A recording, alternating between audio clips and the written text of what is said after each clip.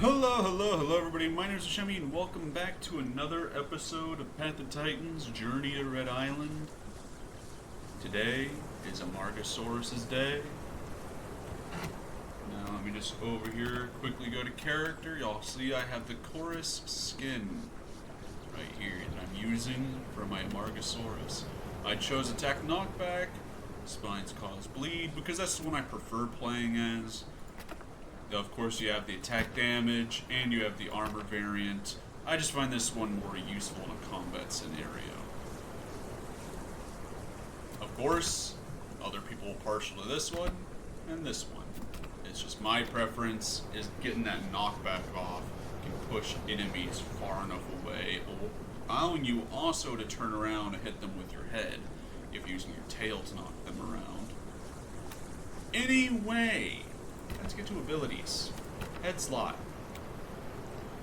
Quick headbutt that causes medium damage and low bleed. Pretty cool. Lone survivor. Increased armor and increased maneuverability when not in a group. That's pretty good. Immune to knockback effects? Neat. But I'm going to say that one might be useful for the fact of increased maneuverability. That, I believe, has to do more with your sidestepping, but that's just how it is. Stomp attack, not going to be useful for this. Now, you are strictly berries diet. That means you're going to be stuck to eating the berries, and if there are any fruits, I do not believe there are. Just fruits and berry, specifically berry bushes on Red Island. You don't want to be in a Marg on Red Island, in my opinion. This one, it's just good to have your hide on there no matter what. And then your tail attack, you're obviously going to have one. So you're going to be mostly using your tail attack and your head attack when in combat scenarios against other players. More likely, you're going to be using your tail, but it will be it varies between the players. I tend to use the tail more than I use my head. It's a good deterrent for players. Though it is only light damage, and this one is medium damage, the knockback is enough to make it viable, in my opinion. Anyway, as you can see, the chorus skin is coming through nicely, and other things I always like to mention to the people that are coming in to watch me get there to Red Island, if I'm even able to make it there. You first have to look into your speed, your stamina drain, your oxygen drain, and then your health drain. Those are the most important things to look at. Can you jump as an Amarg? No. No, of course not. Like, we all know that jumping is the way to go if you're able to jump.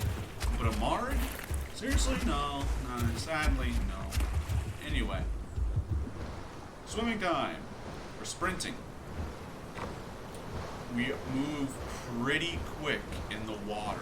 It's not crazy fast, but it's pretty quick. Now our stamina drain is also just depleting fast.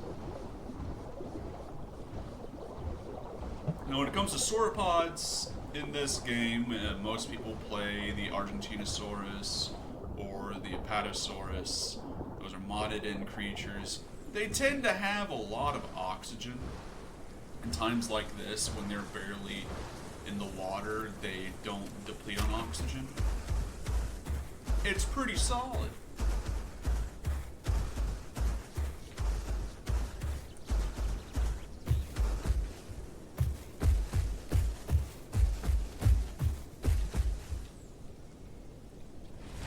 Now, is a Marg good to have on Red Island? I do not believe it's a good option, mainly for the food source variable where you're stuck to eating one thing. Oh, actually, I'm wrong. You can eat salt rocks.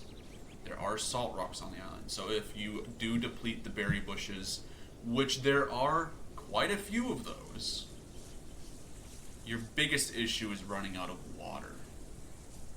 Carnivores and mostly the flyers and the semi-aquatics will be able to deplete the water source fast. That's the big worry for you. You're a sauropod. You're going to be able to drink a lot of water. But in the long run, that's going to be not good for you.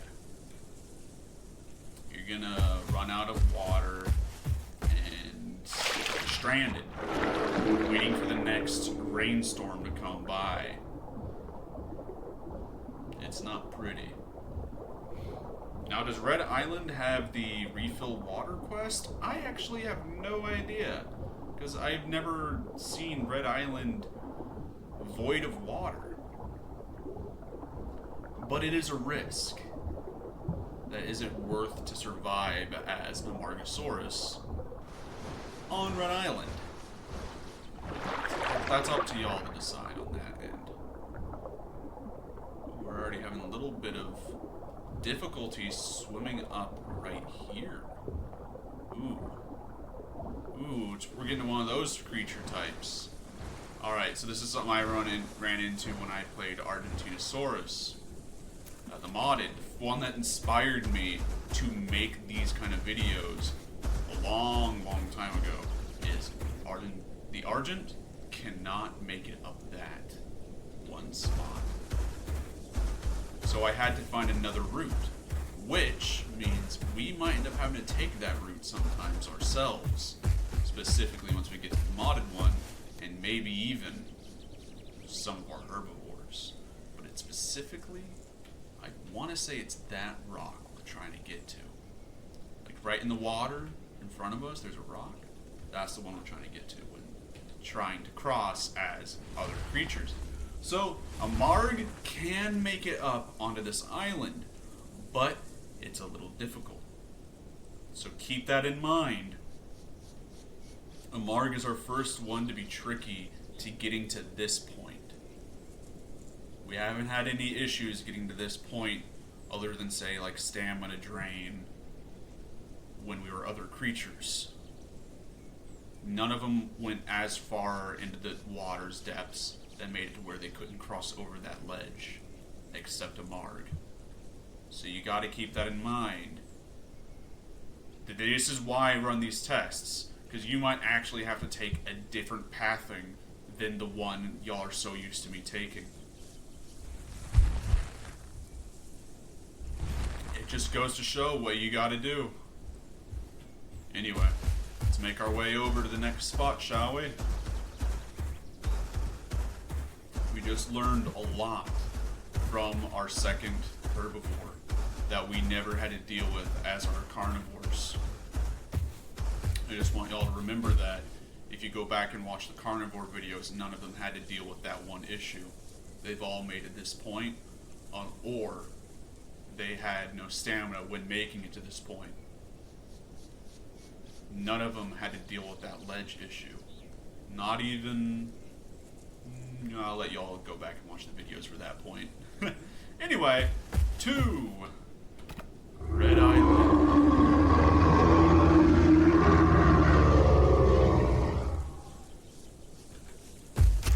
I'll get a nice automatic loaded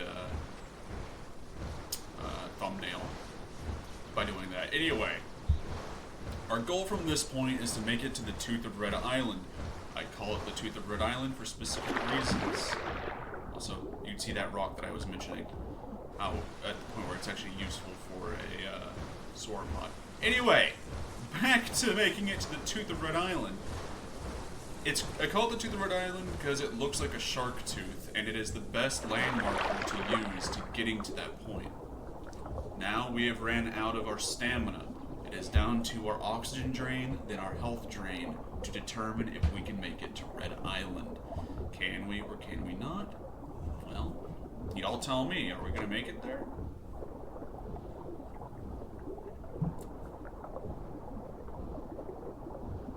Well, oxygen drain is pretty slow. That's pretty solid, if you ask me.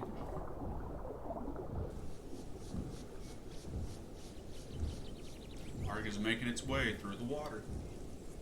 Pretty cool.